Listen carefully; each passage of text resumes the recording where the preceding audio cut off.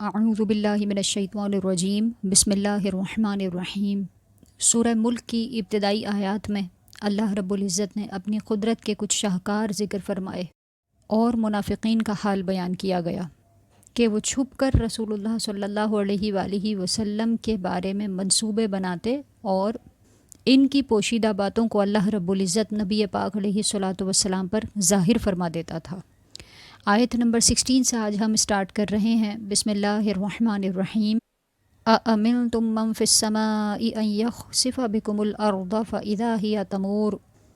کیا تم اس اللہ سے بے خوف ہو گئے جس کی سلطنت آسمان میں ہے اس بات میں کہ وہ تمہیں زمین میں دھسا دے تو زمین اچانک کانپنے لگے۔ کفار مکہ کو اللہ رب العزت نے اپنے عذاب سے ڈراتے ہوئے ارشاد فرمایا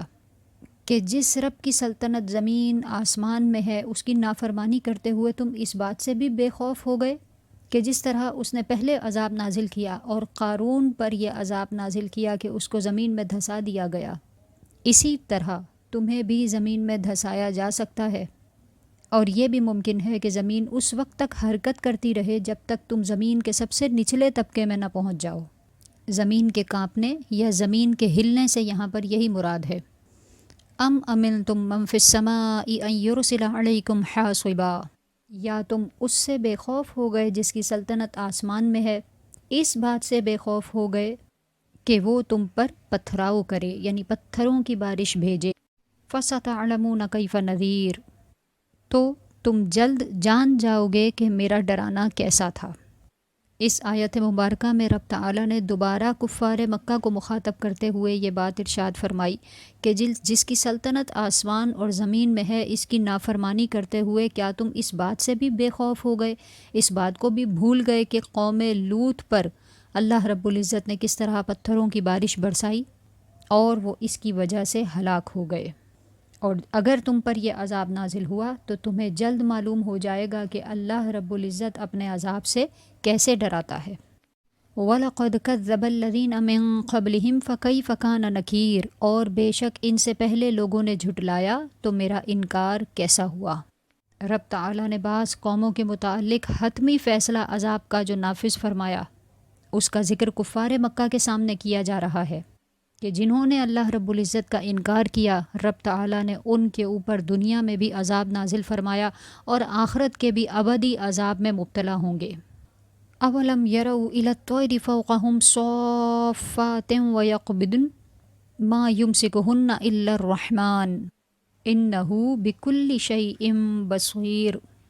اور کیا انہوں نے اپنے اوپر پر پھیلائے ہوئے اور سمیٹتے ہوئے پرندے نہیں دیکھے؟ انہیں رحمان کے سوا کوئی نہیں روکتا، بے شک وہ ہر چیز کو خوب دیکھنے والا ہے۔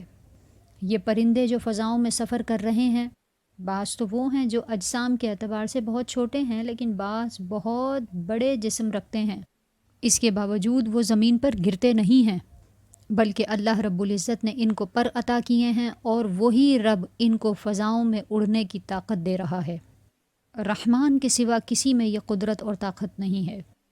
امن ھذا الذی ھو جند لکم ینصرکم من دون الرحمن ان الکافرون الا فی غرور،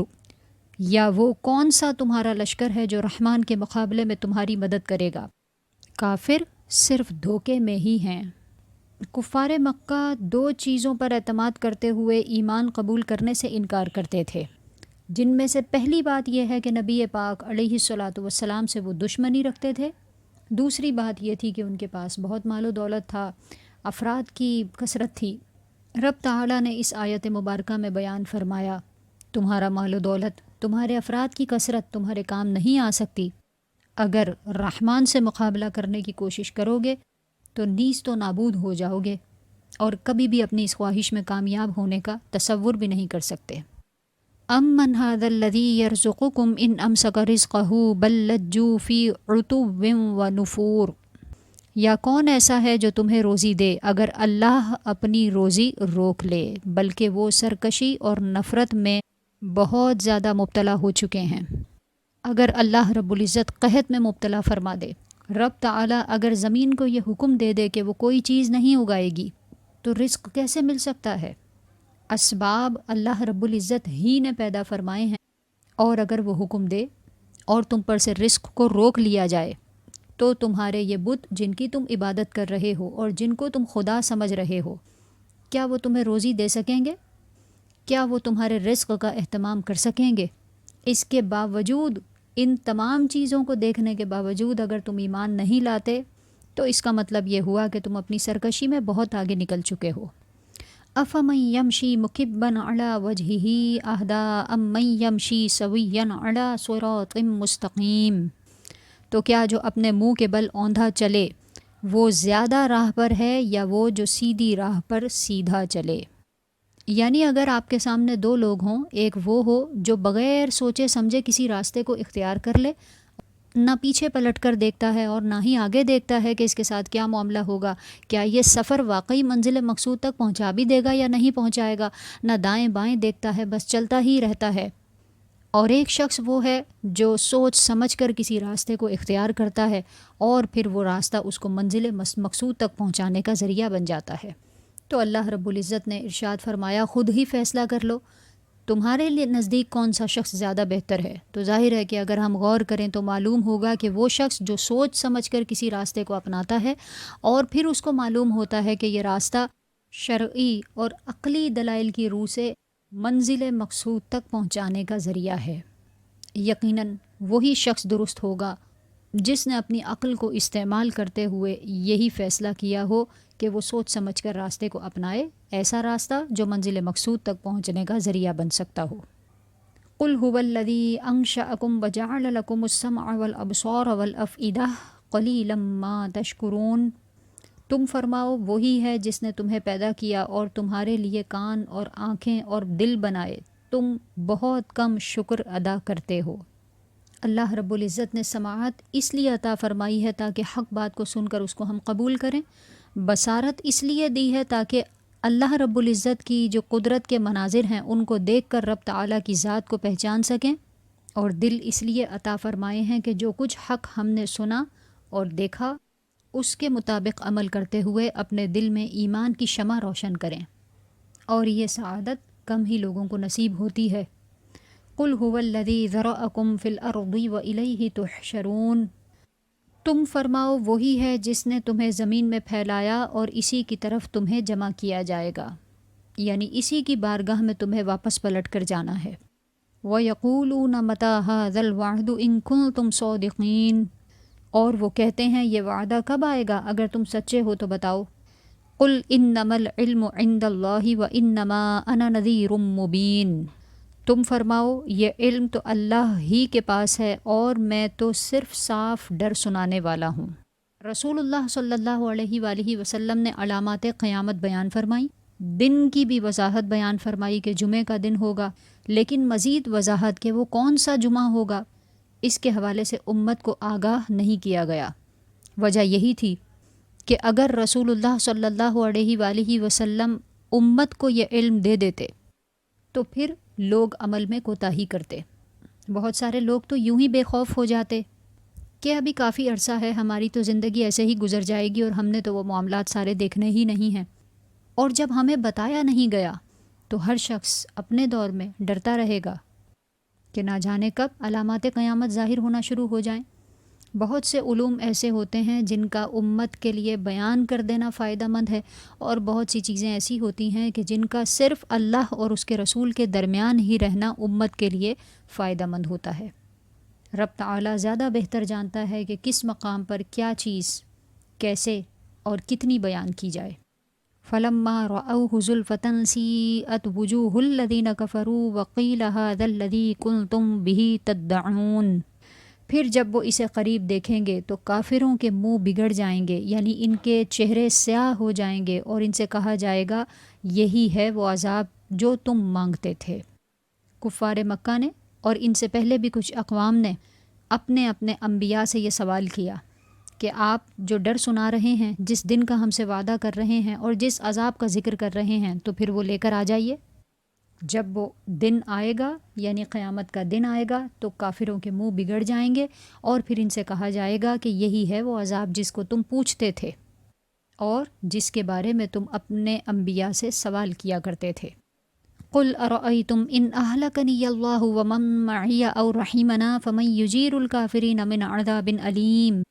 تم فرماؤ بھلا دیکھو تو اگر اللہ مجھے اور میرے ساتھ والوں کو ہلاک کر دے یا ہم پر رحم فرمائے تو وہ کون ہے جو کافروں کو دردناک عذاب سے بچا لے گا۔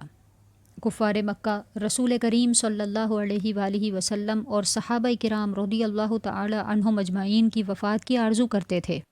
اللہ رب العزت نے اس آرزو کو نبی کریم علیہ الصلاۃ والسلام پر بیان فرمایا اور فرمایا کہ آپ فرما دیجئے کہ اگر اللہ رب العزت ہمیں وفات عطا فرما دے تو یہ بھی ہمارے لیے خوش نصیبی ہے، کیونکہ مومن کے لیے شہادت بہت بڑی سعادت ہے، اور اگر اللہ رب العزت ہم پر رحم فرمائے یعنی ہماری عمر کو دراز کر دے اور کافروں کے مقابلے میں ہماری مدد فرما دے تو یہ بھی اللہ رب العزت کی طرف سے لطف و عنایت ہے۔ گویا ہم اگر دنیا میں رہیں تو یہ بھی ہمارے لیے سعادت مندی ہے، اور اگر ہم دنیا سے چلے جائیں تو یہ بھی اللہ رب العزت کی طرف سے ہم پر کرم ہی کرم ہے، کیونکہ مومن کبھی بھی موت سے ڈرتا نہیں ہے۔ ہلاکت تو کافروں کے لیے ہے، ہلاکت تو بیان کیا جا رہا ہے کہ کفار مکہ کو ڈرنا چاہیے کہ ان کے لیے ہلاکت ہے کہ اگر ان کو دردناک عذاب میں مبتلا کر دیا جائے کون بچا سکے گا، کون ان کی حمایت کر سکے گا رب تعالیٰ کے مقابل میں آ کر۔ قل هو الرحمن آمنا به وعلیہ توکلنا فستعلمون من هو فی ضلال مبین۔ تم فرماؤ وہی رحمان ہے، ہم اس پر ایمان لائے اور ہم نے اسی پر بھروسہ کیا تو تم جلد جان لوگے کہ کون کھلی گمراہی میں ہے۔ نبی پاک علیہ الصلاۃ والسلام کو حکم فرمایا جا رہا ہے کہ آپ مشرکین سے فرما دیجیے کہ جس کی طرف ہم تمہیں دعوت دیتے ہیں وہ رحمان ہے، ہم اس پر ایمان لائے ہیں اور اسی کی عبادت کرتے ہیں، اور تم اس کے ساتھ کفر کرتے ہو اور ہم نے اسی پر بھروسہ کیا ہے۔ اپنی گمراہی کا تمہیں اس وقت یقین ہو جائے گا جب تم پر عذاب نازل ہوگا۔ قل ارأیتم ان اصبح ماؤکم غورا فمن یأتیکم بماء معین۔ تم فرماؤ ذرا دیکھو اگر صبح کو تمہارا پانی زمین میں چلا جائے تو وہ کون ہے جو تمہیں نگاہوں کے سامنے بہتا ہوا پانی واپس لا دے۔ ڈر سنانے کے بعد دوبارہ یہاں اللہ رب العزت اپنی قدرت کی ایک اور نشانی بیان فرما رہا ہے کہ اگر زمین کے اندر پانی چلا جائے تو اللہ رب العزت کے حکم سے ہی واپس آتا ہے اور تمہاری نگاہوں کے سامنے بہنے لگتا ہے۔ اگر یہاں پر یہ بات کی جائے کہ ہمارے پاس تو جدید ٹیکنالوجیز ہیں، ہم تو زمین میں سے پانی نکال سکتے ہیں، وہ پانی جو زمین کے بہت نیچے بھی موجود ہو ہم تو اس کو بھی واپس باہر نکال سکتے ہیں، تو ایسے سوالوں کا جواب صرف یہی ہے کہ اس ٹیکنالوجی کو بنانے کے لیے آپ کو جو ذہن عطا کیا ہے وہ بھی رب تعالیٰ نے عطا کیا ہے۔ اسی کے دیے ہوئے سلامت اعضاء اور اسی کی دی ہوئی عقل کو استعمال کر کے ہم ٹیکنالوجی سے فائدہ اٹھاتے ہیں۔ وہ چاہتا تو ہمیں لاچار بنا دیتا، وہ بھی تو اسی کی مخلوق ہے جو بغیر ہاتھ پاؤں کے پیدا ہوتی ہے، وہ بھی اسی کی مخلوق ہے جس کے ہاتھ پاؤں تو سلامت ہیں پھر بھی اب نارمل ہیں، اپنی ذہنی صلاحیتوں کو صحیح طور پر استعمال کرنے کے قابل ہی نہیں ہیں۔ ہم ایسے بھی ہو سکتے تھے، لیکن اللہ رب العزت نے ہمیں سلامتی کے والے اعضاء عطا فرمائے، ہمیں مجنون نہیں بنایا بلکہ صاحب عقل بنایا، لہٰذا ہماری ہر فلاح اور ہر کامیابی در حقیقت رب تعالیٰ کی ہی عطا ہے۔ لہٰذا جب کبھی اس طرح کے وساوس ذہن میں آئیں اور آپ کو یہ لگے کہ میں کسی قابل ہو گیا ہوں تو اس وقت فوری طور پر لا حول ولا قوت الا باللہ پڑھ کر اللہ ہی کی حمد بیان کرنی چاہیے۔ وہی ہے جو ہمیں نعمتیں عطا فرماتا ہے، وہی ہے جو ہمیں نعمتیں عطا فرمانے کے بعد ان اعمال سے صحیح فائدہ اٹھانے کی توفیق عطا فرماتا ہے، ہماری محنتوں کو ضائع ہونے سے بچاتا ہے اور ہمیں ترقیاں عطا فرماتا ہے۔ اس آیت مبارکہ کی تلاوت کرنے کے بعد اللہ ربنا و رب العالمین کہنا چاہیے کہ وہی رب جو ہمارا اور تمہارا رب ہے وہی یہ طاقت اور قدرت رکھتا ہے کہ وہ پانی جو زمین میں جا چکا ہے اس کو واپس ہمارے لیے دوبارہ زمین پر لے آئے اور ہماری آنکھوں کے سامنے وہ پانی بہنے لگے۔ جس طرح باقی تمام نعمتیں اسی کی دی ہوئی ہیں، اسی طرح یہ نعمت بھی اللہ رب العزت ہی کی عطا کردہ ہے۔ رب تعالیٰ کی بارگاہ میں دعا گو ہوں کہ اللہ رب العزت اپنی شکر گزاری کی ہمیں توفیق عطا فرمائے۔ جب بھی ہمیں کوئی نعمت ملے تو اس کو اپنا کمال سمجھنے کی بجائے ہمیشہ اللہ رب العزت ہی کی عطا سمجھنے کی توفیق عطا فرمائے۔ الحمدللہ رب العالمین، رب تعالیٰ کے کرم سے، اس کے فضل سے آج ہمارا تفسیر کا سلسلہ یہاں پر مکمل ہوا۔ سورہ ملک کی تلاوت کرنا ہمارا اکثر معمول ہوتا ہے۔ جو صورتیں ہم روٹین میں پڑھتے ہیں ان کے ترجمے کو پڑھنے کی ضرور عادت بنائیں۔ کچھ عرصے میں آپ کو وہ ترجمہ یاد ہو جائے گا، اور پھر جب آپ تلاوت کریں گے تو آپ کا ذوق اور شوق تلاوت کے وقت مزید بڑھ جائے گا۔ رمضان المبارک کی ان عظیم ساعتوں میں اللہ رب العزت نے آپ کو تفسیر سننے کی سعادت عطا فرمائی۔ مزید دعا گو ہوں کہ اللہ رب العزت اس کا آپ کو اجر عظیم عطا فرمائے۔ وما علینا الا البلاغ۔